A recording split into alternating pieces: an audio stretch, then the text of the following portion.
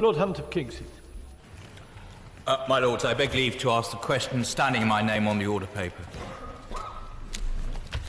My Lords, the NHS 5-year forward view sets out a number of high-level objectives that will support better care for people living with long-term conditions, which includes Post Polio Syndrome. Our overall approach is to enable person-centred care so health services can work in partnership with people to manage their symptoms and improve their quality of life. The Government wishes the British Polio Fellowship every success with its Post Polio Syndrome Awareness Day this Thursday. My Lords, I'm sure the Noble Lord's response on that latter point will be very welcome. He will be aware that it's estimated about 120,000 people are affected by post-polio syndrome. This will often occur years after they contracted polio, and it brings pain and tiredness. My Lords, the problem being that the NHS is largely unaware of the condition. There are very few specialist consultants, GPs don't usually recognise it, and the orthotics services are not geared up to provide some of the appliances that are necessary to ease the pain.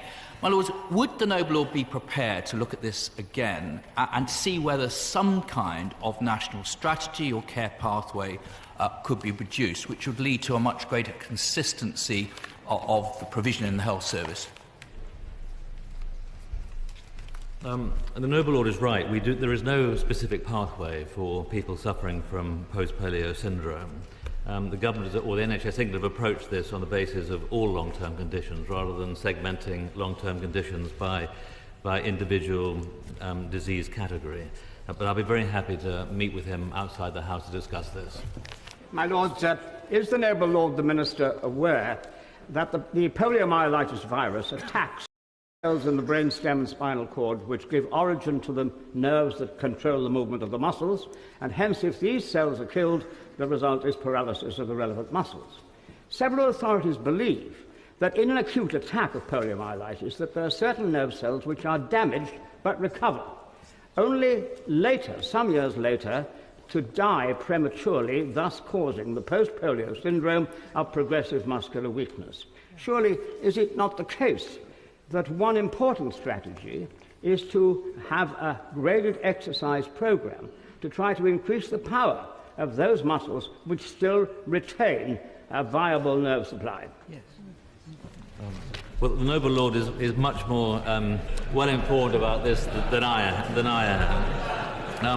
So I have to. I agree with him 110%. I think there are other aspects to treating this pernicious illness.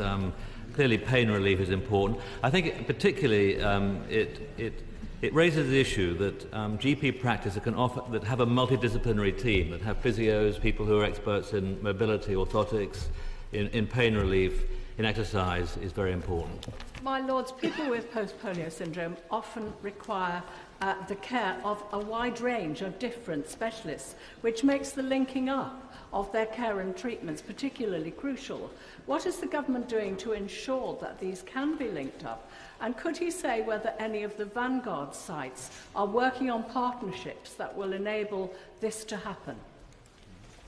The NHS England's approach to most people who are suffering from long-term conditions is best summed up through their House of Care programme, which is very much based around the individual and their carers. It is personalised, and of course personal health budgets can have a big role to play with people with long-term, complex, chronic conditions. Noble Lord the Minister, entirely content with the change that has now been developed, that we do not have single disease category strategies developed. I speak as the patron of the British Liver Trust, where we have argued long that there should be a strategy on liver disease, and this has been resisted. Yet here we find that with liver, we have an increasing number of people dying from cancers with it, yet no strategy exists because of the decision that you previously explained to us. I agree that I would meet with the Noble Lord opposite to talk about this post-polio syndrome, but perhaps it raises wider issues in liver, for example, but other disease categories that we could cover at the same time.